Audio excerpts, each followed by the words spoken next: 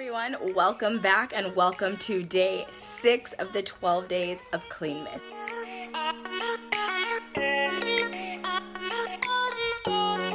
Hey guys, what's up? So for today's video, I am going to be deep cleaning my refrigerator, the dreaded chore of cleaning the refrigerator. So usually on grocery days, I'll pull stuff out and I'll wipe stuff down, but today I'm pulling everything out of the refrigerator. I'm doing a really deep clean on the inside. I'm gonna take out all of the drawers and the shelves and wash those. And so today I am just paying attention to details. So I just wanna make sure that I'm getting all those little cracks and crevices areas inside of the refrigerator that tend to hold a mess. Our freezer is okay. It doesn't have the tendency to get as dirty as the refrigerator at all. So I'm just gonna be wiping out the freezer. And then I'm also just gonna be going through today and checking for anything that's expired. So anything that's in the refrigerator, maybe that's in the pantry or the cabinet that you haven't really paid much attention to. I'm just checking all of the dates to make sure that I'm not putting anything back in the refrigerator that doesn't need to be there. So I hope that you guys get some motivation out of today's video, and let's jump right into it.